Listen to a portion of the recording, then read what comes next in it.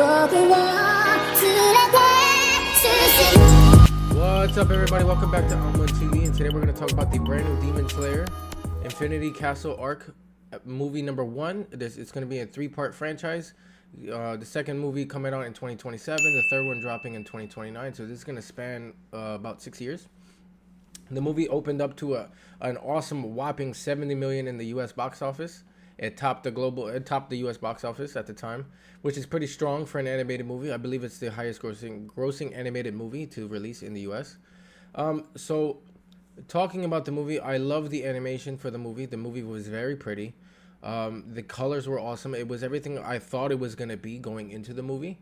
The pacing was great. It's kind of long. It's 2.5 hours, so you're gonna feel it towards the end of the movie. You're gonna feel it.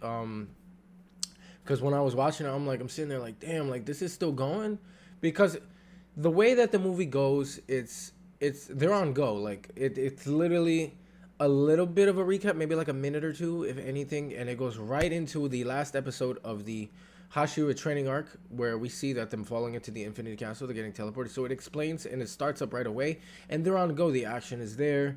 The fighting is there. The dialogue between the Hashiras and Tanjiro. We get to experience each one's perspective of the Infinity Castle arc, like their experiences. But unfortunately, some characters didn't really get a shine. They weren't really in the movie a lot compared to other characters that got majority of the screen time. For example, like Tanjiro got about an hour of screen time. Tanjiro and Gyuuba got about an hour and Akaza got about an hour and a half for himself. Because it basically starts off going with, not trying to give away too much spoilers. I'm not gonna tell you what happens, but it does shine Zenitsu's story. Then it goes into Akaza with Gyu and Tanjiro for the second half of the story. So the pacing is there, like it's all fighting. There's a mix of backstory, like normal anime and normal Demon Slayer, how a little bit in between the fights they tell you about the story, the backstory of the character, what happened, why, giving that emotional aspect. But regardless of that pacing, they still gave us the hands with the Hashiras. They still gave us what we wanted. The meat and potatoes is there, essentially, with this movie. Demon Slayer fans, anime fans, are going to rejoice whether you read the manga or you just watch the show, or you're brand new to the Demon Slayer in general. It's really good. I enjoyed it. I experienced it with my girlfriend.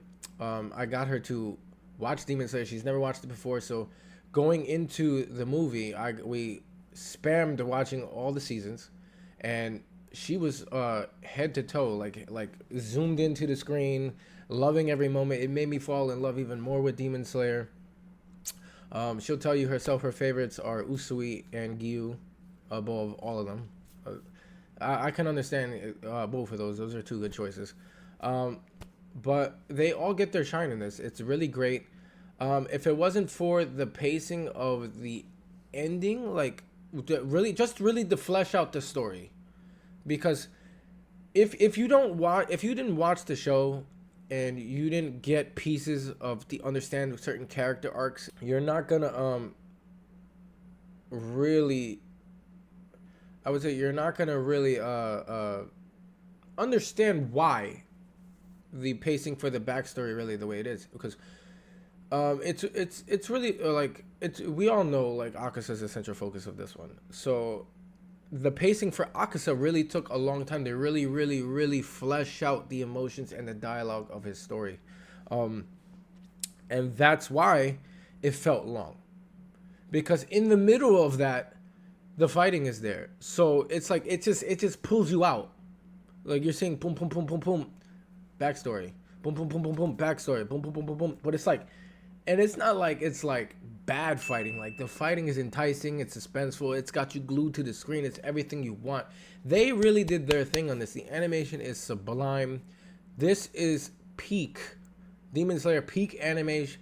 Shueisha and Ufotable did a very good job with this. I can't wait to see how the rest of the story plans out.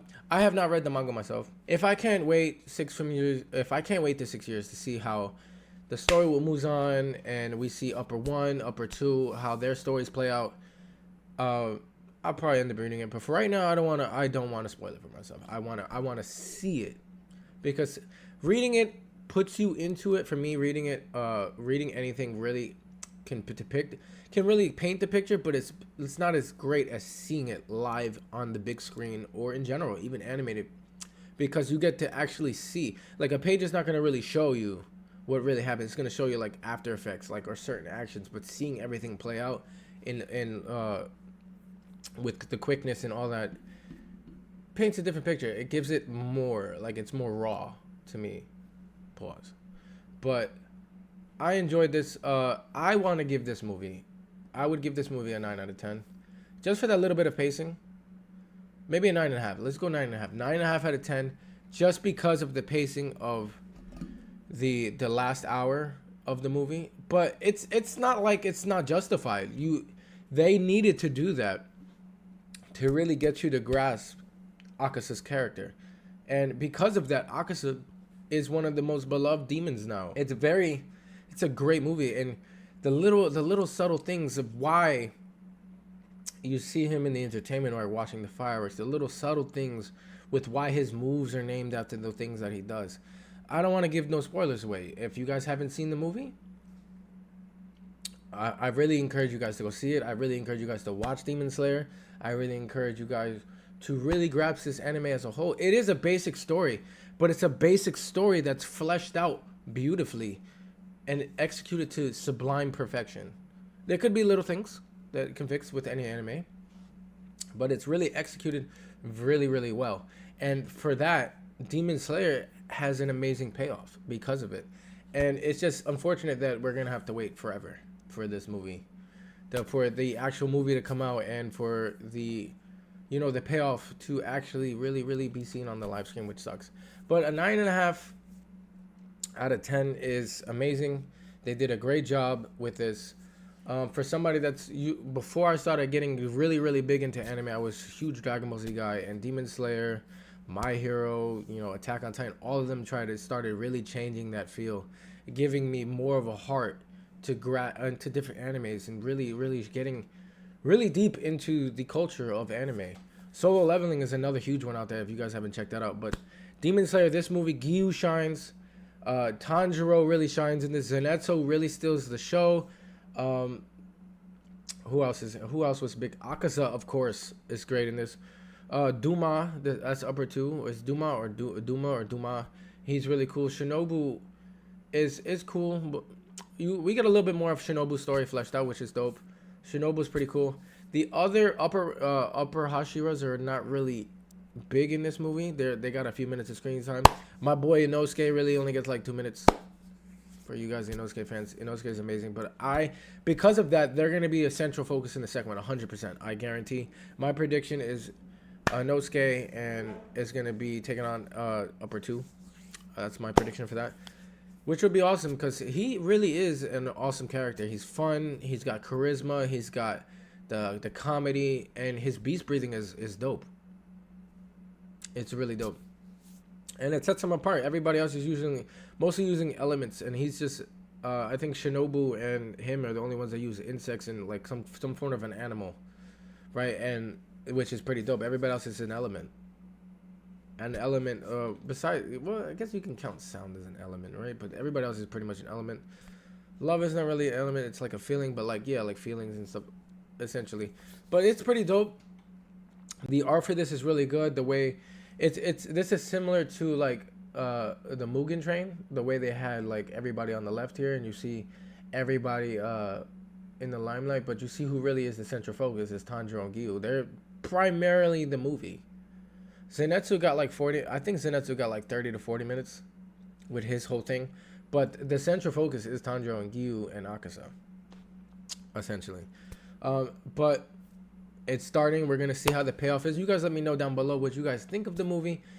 Did you guys enjoy the movie? Was it 2.5 hours of pure meh, or did they drag on for no reason?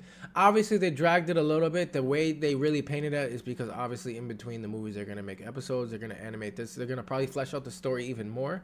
It might not be as pretty because obviously more budget goes into a big bang, to a movie in the theaters than the anime, you would assume. But I still would give it a rewatch if you guys want. to get more of the story fleshed out for yourself. It's an idea. Other than that, I've been seeing theaters.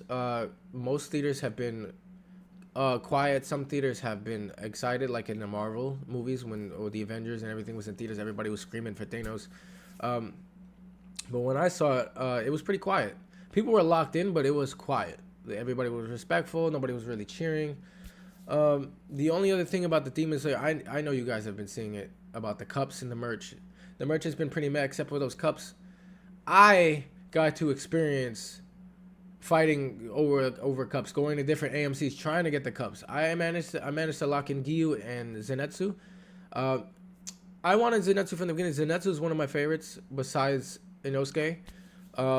And I managed to get him. But when I saw that Tanjiro cup with the Rengoku Flame Guard, sick. And every time every theater I went to, he was either sold out or he sold out right in front of me, waiting in line, which kind of sucks. So I wish they, do a better job at this. They come out with more of them.